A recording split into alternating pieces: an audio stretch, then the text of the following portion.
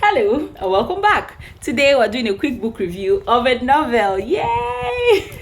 So this novel is titled Oceans Apart by Karen Kingsbury. Karen Kingsbury is an excellent author. I discovered Karen after I discovered Francine Rivers, and though their writing style may differ, they're both Christian authors, and reading their books is like a reminder that God is still in our business because of the way God talks to the characters in the book is always an exciting and interesting read. So if you haven't read a book by Karen Kingsbury, please do well to find her books and read them. And if you have read a book by Karen Kingsbury, please drop the title of the book you read and maybe what you learned in the book. So today we're going to do a quick review of Oceans Apart. Now, because it's a novel, we might not be taking it by chapters, but we'll just generalize the lessons that we garnered from reading the book. So this book is about forgiveness, it's about love, it's about family, it's about commitment, and a whole lot of other things. Now, the story starts with a single mother who was obviously so engaged with work, but she had a son, a 7-year-old boy, who she would always leave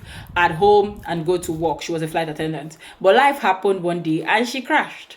The plane crashed, nosedived into the water. But one thing this mother did, which I think is wise, is that she had a will and she had a plan. Every year she would write a letter to her son with regards to plans. In case I don't make it this year, this is what you should do. With regards to her will, if I die, this is who would take over or who would take care of my boy and all that. So in the events of the story, you found out that she wasn't married because she fell in love with the very one man she slept with before finding out the man was a married man. Now things happen, situationship. They were in a situationship. It happened that the day they had the one night stand, let's call it that, she wasn't aware the man was married.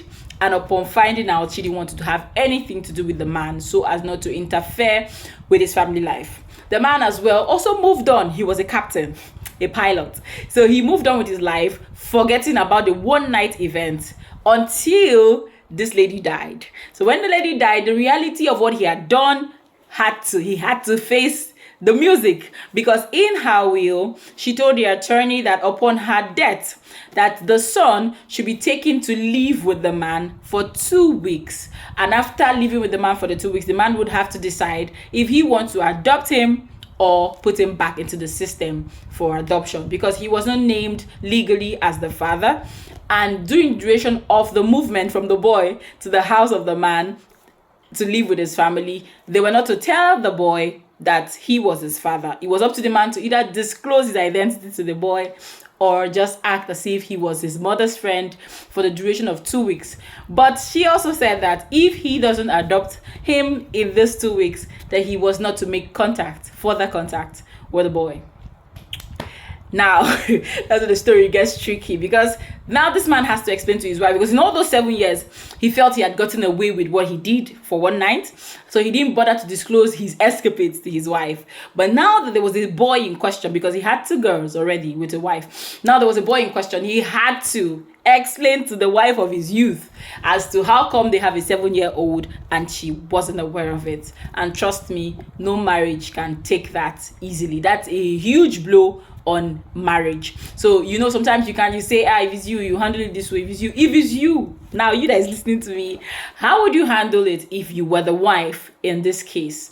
Because out of the blues, your home that you have trusted God to build, and next thing you hear, you have your husband had an affair and has a son out of the affair, and for 7 whole years you didn't hear anything about it, and now you have to just open your home and accept this son into your home. And trust me, the wife didn't take it well. No woman would. So it was a period of turmoil in the marriage. The man, of course, wanted to keep the boy. The woman didn't want to keep the boy at all. In fact, the boy even felt that the woman hated him because she always kept her distance from him and all that. Long story short, the family found a way to reconcile. It wasn't easy. Now, this is what happened. First of all, the man had to seek for forgiveness, because prior to him asking the wife for forgiveness, he didn't take responsibility. He made it look as if what he did was many years ago, it was in the past and all that, instead of apologizing to the wife. So when he got convicted, he made his peace with the wife. He apologized to her and he told her that he was going to let the boy go. So the wife felt like, okay, if my husband is going to choose me over this boy, then there's still something to ravage in this marriage. And that is how they found a way to make it work. And the man moved on. They sent the boy back because it was a family looking to adopt him already, but they didn't want to take the boy's dog, the dog that he loved so much, Buddy. And the boy was not pleased with that arrangement because the dog was like family right now. That was like the only family he knew. Now you'll be wondering, where was the boy all through these times where they were going back and forth? He had a babysitter that was watching him, and the babysitter would have loved to adopt him, but she had barely 2 years to live because she had a heart condition. The attorney as well loved the boy so much, could have adopted him, but he was elderly and him and his wife were always traveling.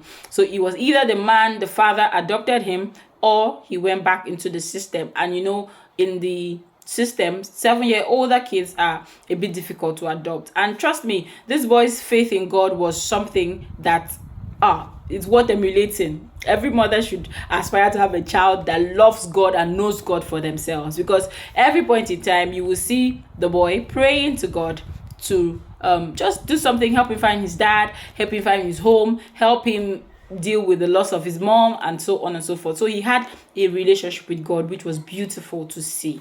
So when this wife realized that the husband was really willing to part with the son that he loved so much, she had to start praying to God to help her. And the babysitter also wrote her a letter, one also praying that she receives a miracle, a healing miracle, because trust me, like I said, this is no easy feat. And after she spoke with God, she felt convicted to go and bring the boy to come live with her 2 daughters. So she told the 2 daughters who the boy really was after he had spent his 2 weeks, that the boy was their father's son and they needed to accept him as that. And the girls were really excited to have him. So she flew to where the boy was and found out that the people that were trying to adopt the boy didn't really want him. They wanted the girl. So everything ended up working together and the boy was brought home to live with the family. Now, the part that I love so much was the part where the boy, when he came, because he assumed that the man was his mom's friend. He didn't know the man was his father. So at one point, he asked the man to be his pretend daddy, which he joked about and told him that God will work everything out because he wasn't sure whether he was going to adopt him at that time. I didn't want to break his heart. So, but when the wife finally brought them, the reunion happened and the man told the boy that he was his father. The boy was so overjoyed and he said that God has answered all of his prayers, because I guess one of his prayers was to find his dad and to have a family that he could be part of, and God did it for him. So Karen writes beautiful stories. I might not have told this as interesting as it is, and trust me, you can actually read this. It's not a long read.